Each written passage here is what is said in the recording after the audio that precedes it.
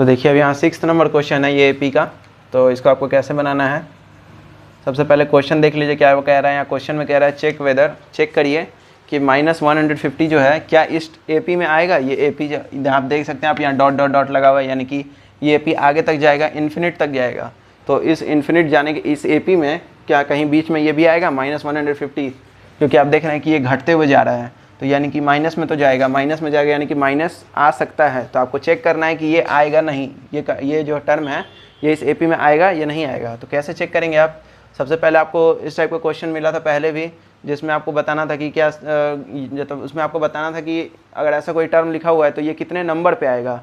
लेकिन इसमें आपको ये देखना है कि ये आएगा या नहीं आएगा। तो उसके लिए आप क्या करेंगे, हम लोग मान लेंगे let an is equal to मान लेंगे -150। हम लोग इसको an मान लेंगे, an मान के हम लोग इसको सॉल्व करेंगे। अगर n का वैल्यू जो है वो एक नंबर इंटीजर आया, मतलब कि 1 2 3 4 ऐसे करके, मतलब 0 से बड़ा हो और 1 मतलब फ्रैक्शन नहीं होना चाहिए, ठीक है, सिंपल नंबर होना चाहिए। आप कहे तो नेचुरल नंबर होना चाहिए, 1 से लेके इन्फिनिट तक 1 2 3 4 5 6 नेचुरल नंबर चाहिए हम लोग को, यानी कि उसमें फ्रैक्शन नहीं होना चाहिए, डेसिमल नहीं होना चाहिए, कुछ नहीं होना चाहिए, सिंपल एक नंबर चाहिए और 0 भी नहीं होना चाहिए। तो अगर ऐसा कोई n का वैल्यू आया तो ये टर्म जो होगा वो उस एपी में होगा, नहीं तो नहीं होगा। तो उसके लिए पहले हम लोग उस एपी को लिख लेते हैं। हम लोग इसको an मान चुके हैं।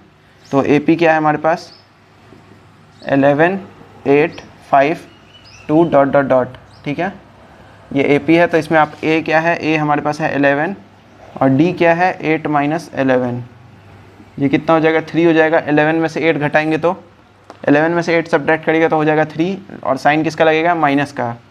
साथ ही हमने an इसको मान रखा है।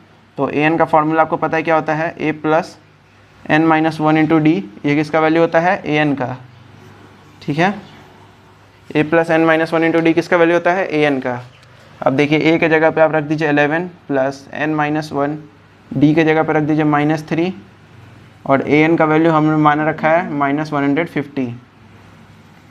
क्या माना हमने, -150। अब देखिए यहाँ 11 हो गया, 11 प्लस नहीं, यहाँ पे -3 से हम लोग मल्टीप्लाई करेंगे दोनों में तो हो जाएगा -3n, यहाँ आ जाएगा माइनस माइनस +3 -150। अब देखिए ये हो गया 14 - 3n इज इक्वल टू -150, ठीक है। अब हम लोग इस 14 को हम लोग उधर कर देते हैं, क्योंकि हम लोग n वाले को एक तरफ रख लेते हैं और 14 को इस तरफ भेज देते हैं, नंबर को एक तरफ कर लेते हैं।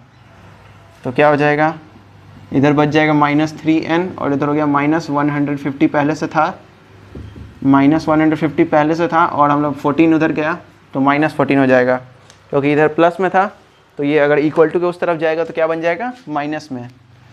तो अब क्या हो गया, -3n इज इक्वल टू -164, क्योंकि ये दोनों ऐड हो जाएगा, क्योंकि इनका साइन क्या है, सेम है।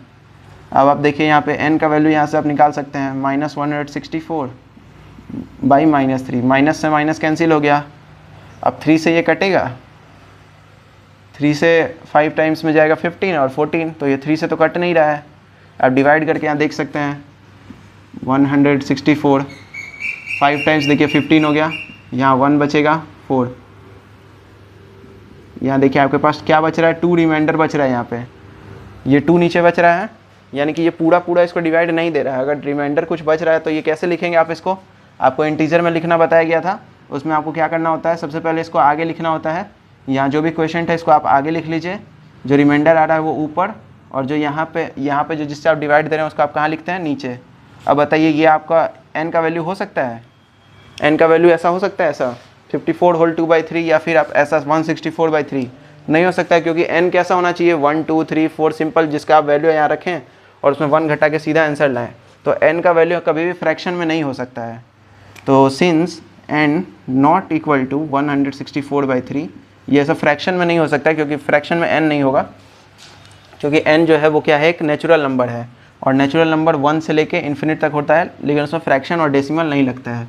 तो n 164/3 n उसमें नहीं आएगा। तो देयरफॉर हम लोग क्या लिख सकते हैं, -150 is not a term of the AP 11 8 5 2 dot dot dot, इस एपी का टर्म नहीं है, ठीक है, क्योंकि देखिए ये फ्रैक्शन में आ रहा है तो ये इस एपी का टर्म नहीं हो सकता है। तो ऐसे आप चेक कर सकते हैं, अगर n का वैल्यू इसके जगह पे अगर ये पूरा इसको कैंसिल कर देता और कोई वैल्यू आता है जैसे 35 37 तो वो हो जाता है एपी में हो जाता तब ये, ठीक है, ये इस एपी के अंदर आता। तो अभी हमने चेक किया इसको और फ्रैक्शन में आया, तो ध्यान रखिएगा कभी भी n का वैल्यू फ्रैक्शन में डेसिमल में नहीं हो सकता है, वो एक सिंपल नंबर होना चाहिए। तो इस वीडियो में इतना ही था। वीडियो पसंद आया तो वीडियो को लाइक करिए और चैनल को सब्सक्राइब करिए।